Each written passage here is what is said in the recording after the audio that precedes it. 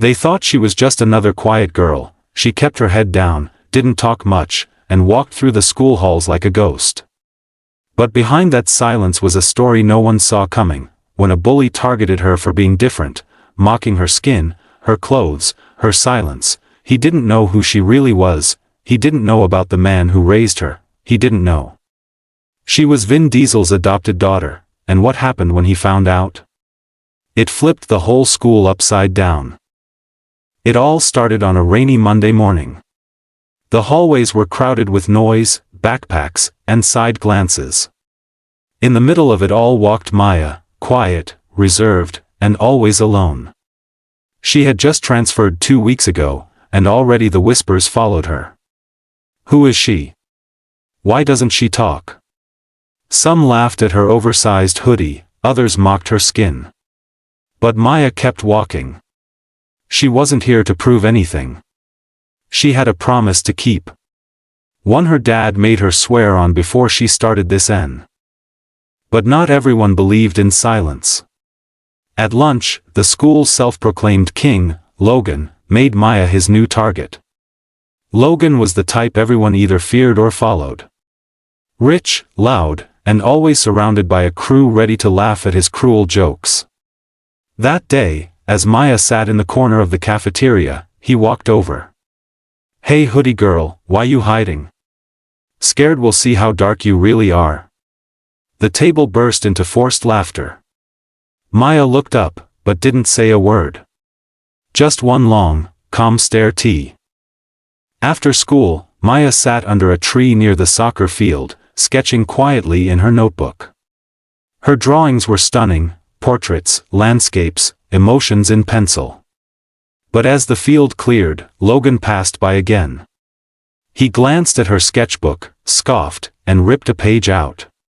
"What's this supposed to be? Your imaginary friends?" Maya stood up, calmly took the paper from his hand, folded it, and walked away. Not a single word. That silence? It wasn't fear. It was power. But Logan mistook it for we. The next day, things escalated. A video surfaced on social media, Logan mocking Maya in front of a crowd, pretending to act like her, silent, hunched, and too black to belong here. Laughter echoed across comments, and some even reposted it. Maya saw it. She didn't cry. She didn't run. She did what her father taught her, she observed. That night, while the rest of the school scrolled and laughed, Maya made a call. "Dad, it's time. I've seen enough." On the other end, a deep voice simply replied. The next morning, the school buzzed with rumors. A black SUV had pulled up near the office, and a tall, bald man in shades stepped out. Teachers whispered. Students stared. Maya arrived a few minutes later, her hoodie still up, but her walk a little different. More confident. As she passed Logan in the hall, he sneered, "Bringing your uncle to scare me now?" Maya smiled for the first time. A small, calm smile. "That's not my uncle," she said. "That's my dad." Logan blinked, confused. "But he'd you." Logan stood frozen, processing her words. "That's my dad." But it didn't click, yet. Meanwhile, the man entered the principal's office. The receptionist looked up, startled. "See, can I help you?" He removed his glasses. There was no mistaking him now. Vin Diesel. Maya's father. Within minutes, the news spread like wildfire through the school. Some thought it was fake. Others raced to peek through the glass doors of the office. Logan? He just stood there, sweat rising. "No way," he mumbled. But his. In the principal's office, Mr. Diesel didn't raise his voice. He didn't have to. "I'm not here to cause trouble. But I want to understand why my daughter's being harassed." The room was silent. The principal fumbled with words, trying to explain things away.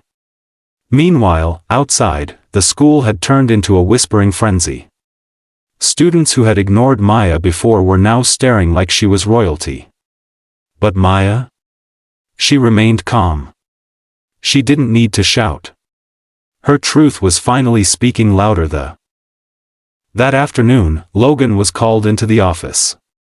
He walked in slowly, shoulders lower than usual. He expected a scolding, or maybe a warning. But instead, he found himself face to face with Vin Diesel. "So you're the one who thinks it's funny to mock my daughter?" Vin's voice was deep but steady. Logan swallowed hard. I didn't mean it like that." Maya sat quietly beside her dad. This wasn't revenge, it was truth meeting consequences. Logan had spent weeks tearing someone down who never did. Vin looked at Logan for a long moment, then said something unexpected. "You know what hurts more than hate? Silence. People watching and saying nothing." Logan blinked. Maya watched him, still calm, still unreadable. "You wanted attention, right?" Vin continued. "Well, now you've got it. But not the kind you want." Logan nodded silently, the weight of his actions finally sinking in. There were no more jokes left. No audience. Just truth. And it hit harder than any insult ever could. After the meeting, Maya and Vin stepped outside. The entire courtyard was quiet as they walked through. Some kids stared in awe, others looked down, embarrassed. A few even clapped softly. But Maya didn't soak in the moment. She just took her father's hand, nodded once at the students watching, and walked away. Her silence had never been weakness, it was strength in disguise. And for the first time, the school saw her not as the quiet black girl in a hoodie, but as someone with power, dignity. By the next morning, everything had changed.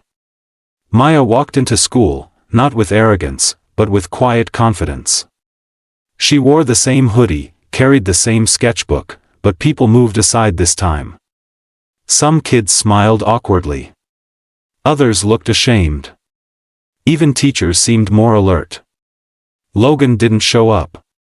Rumor had it he was suspended. But Maya didn't care for gossip. She had seen the inside of people's hearts, and now she knew who was real. Her world was no longer about hiding. It was about. Maya finally opened her sketchbook in front of everyone. The teacher, Mr. Callan, noticed the change. "Would you like to share your work today, Maya?" She nodded. Her hand didn't shake as she walked to the front. Page by page, she showed her drawings, portraits of real faces, deep emotions, and pain transformed into art. One sketch silenced the entire room. It was a portrait of herself, surrounded by shadows, but her eyes were fierce, unbroken. "Art is how I heal," she said softly. Meanwhile, Logan sat at home, staring at his phone. The video he had made mocking Maya had now backfired, comments flooded in calling him out, some even tagging Vin Diesel. His confidence had shattered. For the first time, he wasn't the one in control. He remembered Maya's face, not angry, not crying, just calm. And that calm had wrecked him more than yelling ever could. Something inside him stirred. Regret. And maybe a little shame. He wasn't sure what to do yet, but he knew one thing: he owed H. Back at school, Maya had started to blossom. She joined the art club. She spoke more in class. People started inviting her to sit with them at lunch, not out of pity, but respect. But Maya didn't change to impress anyone. She stayed grounded. One day, a girl approached her in the hallway and whispered, "I saw what Logan did." I didn't say anything. "I'm sorry." Maya looked her in the eye and said, "Next time, say something. Not for me, for yourself." It was a moment that turned a bystander into an. Logan finally returned to school a week later. But he wasn't the same. No crew. No loud jokes. He looked different, tired, quiet, maybe even nervous. He saw Maya at her locker and paused. "Hey," he said, voice low. "Can I talk to you?" Students nearby fell silent, sensing the tension. Maya turned to face him. "About what?" she asked, not cold, just clear. Logan took a deep breath. "About everything. I messed up. I didn't know who you were, but that's not the point. I treated you like garbage. And..." Maya looked at Logan for a long moment. She could have lashed out, humiliated him like he did to her. But she didn't. "You didn't need to know who I was to treat me like a person," she said, calmly. Logan nodded. "I know. I do now." For the first time, his words weren't performative, they were real. He wasn't looking for forgiveness to save his reputation. He just wanted to make things right. "I'm not asking for anything," he added. "I just wanted to say it to your face." Maya gave a slight nod. News of their conversation spread quickly, but this time, no one twisted it. People were changing. Some classmates started questioning their own silence, why they laughed when they should have stood up, why they ignored what was right in front of them. Maya didn't preach. She just lived with quiet power. And it was contagious.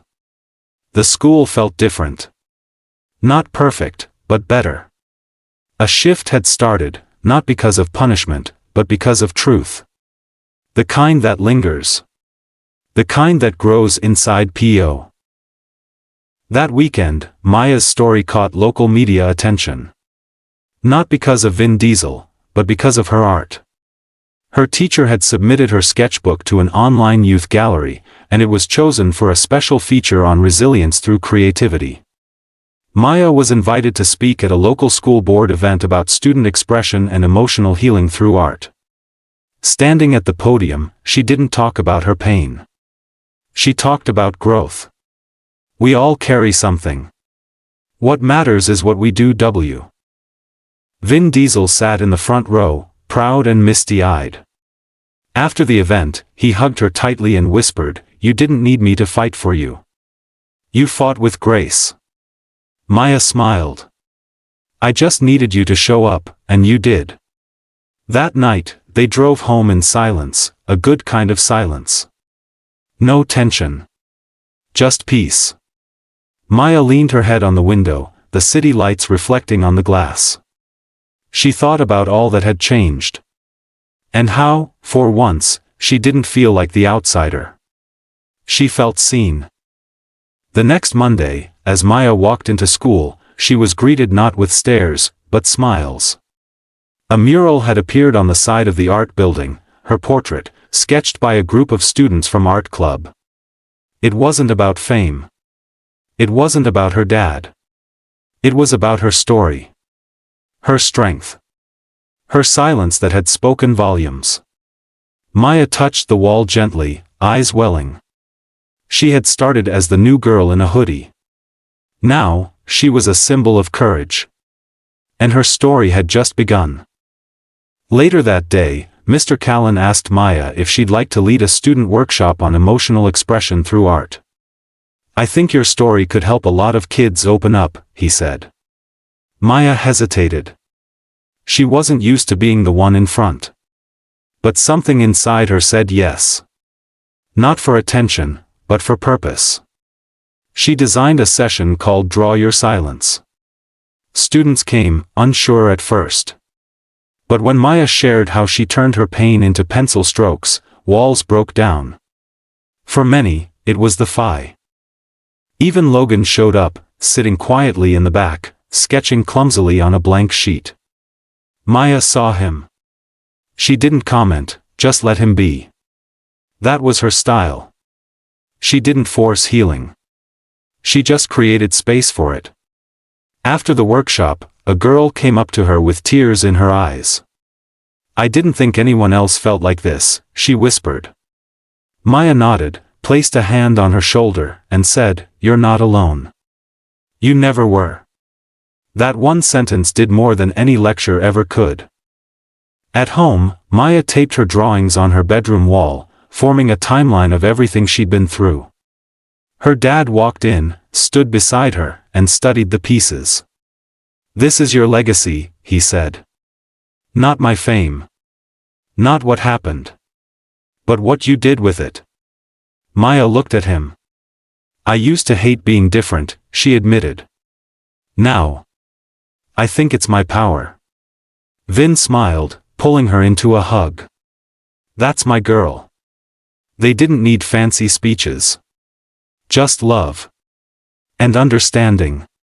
And the quiet strength tea. The school year rolled on, but things weren't the same. Maya was no longer the invisible girl in the corner. She was the girl people asked for advice, the one who helped others feel seen. Logan started volunteering in the art club, not to impress anyone, but because it gave him peace. He apologized again, this time without an audience. Maya forgave him, not because he deserved it, but because she deserved to let go. "People can change," she said once in a group discussion. "But only if they want." One afternoon, Maya stood by her mural after school, watching the sun hit it just right. A younger girl walked up shyly. "Can I draw with you sometime?" she asked.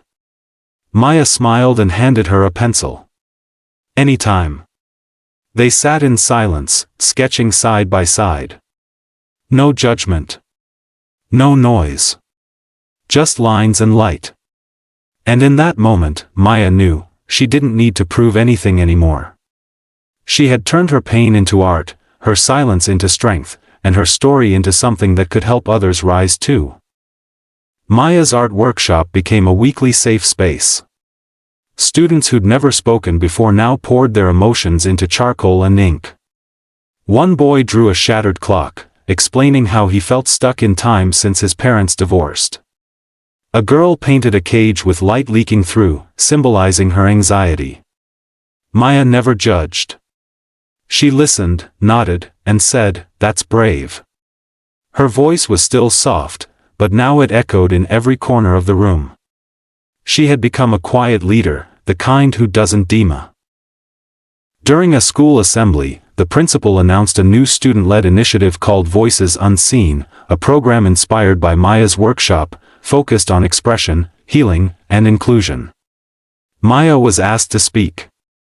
Her hands trembled as she took the mic, but her voice didn't. "Not all pain is loud," she said. "Sometimes it sits in silence, waiting for someone to notice. I was that silence once. But now, I want to help others find their voice, however it sounds." The auditorium was still. No one log. After the assembly, a teacher approached Maya with tears in her eyes. "You've changed this school more than any policy ever could," she said. Maya felt overwhelmed, but proud. She never set out to become a symbol, she just wanted to survive the school year. Yet here she was, changing lives not with anger, but with art and grace. Even the district superintendent heard about her and requested to feature Voices Unseen in other schools. Maya agreed, on one condition: it has to stay student-led. Back at home, Maya and her dad sat by the window, watching the rain fall. "You know," he said, "I've played a lot of roles. Heroes, warriors, rebels. But you? You're the real deal." Maya chuckled. "You're still cooler though." Vin raised an eyebrow. "Maybe. But I've never turned pain into purpose the way you have." She leaned her head on his shoulder. "I didn't do it alone." And that was the truth. Behind every brave face is someone who showed up, stayed present, and reminded you that you matter. Weeks later, Maya returned to the bench under the tree by the soccer field, the same one where Logan tore her drawing. This time, she sat there laughing with two friends, sketchbook open, sun warming her face. The pain hadn't vanished, but it no longer controlled her. Logan passed by, gave her a nod, and kept walking. No tension. Just peace. Maya glanced down at her sketchbook. The new page was blank. And for the first time, that emptiness didn't feel scary. It felt like possibility. Maya began receiving messages from students in other schools, some thanking her, others sharing their pain. One message read, "I watched your story in class. I cried. I never told anyone I was being bullied until now." Maya sat on her bed reading that over and over. She never imagined her story would ripple out this far. She wasn't trying to be famous, she just didn't want others to feel invisible like she once did. Maybe, she whispered to herself, this is what healing looks like. Turning pain. Logan, too, had changed. Slowly, quietly, and without the spotlight. He started helping younger students with projects, joined Maya's art sessions without trying to impress anyone, and even gave a talk on accountability in his English class. "What I did was wrong," he said. "Not just because Maya's dad is famous, but because I didn't see her as a human being. That's on me." His words weren't perfect, but they were real. And in a school once ruled by popularity, honesty like that started to matter. The school's culture was shifting. Teachers began prioritizing empathy over discipline, creating open dialogue circles and giving students room to share their stories. Maya's presence had inspired change, not through protests or fights, but through grace. The counselor called her the quiet revolution. Maya laughed at that. "I'm just doing what I wish someone had done for me," she said. But deep down, she knew it was more than that. She had taken the worst moments of her life and turned them into. One evening, as Maya scrolled through her social feed, she saw a post titled "The Girl in the Hoodie Who Changed Everything." It had over 200,000 views. She clicked on it. It was a student-made video telling her story, how she went from bullied and mocked to a force of quiet leadership. Her old drawings were part of it, her voice at the assembly, even her first day at school. Tears welled up. She wasn't watching herself, she was watching a movement. A reminder that you don't need to shout to be H. That weekend, Maya and Vin were invited to speak together at a youth empowerment conference. It was the first time they'd ever shared a stage. Vin talked about fatherhood, about watching his daughter find her voice. Maya talked about being underestimated, and how that gave her time to grow without noise. "Silence," she said, "isn't always empty. Sometimes, it's full of truth waiting to be heard." The room rose to its feet. Applause echoed. And for the first time, Maya didn't feel small standing I. After the conference, a journalist approached Maya and Vin for an interview. But Maya had one condition: "I don't want this to be about who my dad is. I want it to be about what kids go through, what silence hides." The article went viral. Titled "The Strength Behind the Silence," it didn't focus on fame, it focused on Maya's story, her drawings, her growth, and the students she helped. For the first time, the world saw her not just as Vin Diesel's daughter, but as Maya, an artist, a leader, and a. At school, Maya continued to walk the same halls, but the energy around her had shifted permanently. She was no longer avoided or stared at. She was respected. Admired. A younger student once stopped her at her locker and said, "I want to be like you one day." Maya smiled, kneeling to meet the girl's eyes. "No," she said. "You're going to be even better. Just don't hide your story." It was in that moment Maya realized her strength wasn't just surviving her own pain, it was teaching others how to are. As part of the Voices Unseen project, Maya was asked to help create a school-wide art installation. She gathered dozens of sketches from students who'd been through hard times, each drawing representing fear, growth, identity, or healing. Together, they built a mural called "We Were Here." It wasn't about being perfect, it was about being real. The mural wrapped around a full hallway wall. When it was unveiled, teachers cried, students hugged, and silence, for once, felt like a sanctuary, not a PRI. Logan walked up to Maya after the unveiling, hands in his pockets. "I never said thank you," he said. "Not just for forgiving me, but for not crushing me when you could've." Maya tilted her head. "It wasn't about you, Logan. It was about me taking my power back." Logan nodded. "Still. Thanks for teaching me something I didn't even know I needed." They weren't friends. Not really. But they shared something rare, growth born from pain. And in that shared truth, even enemies had become human again.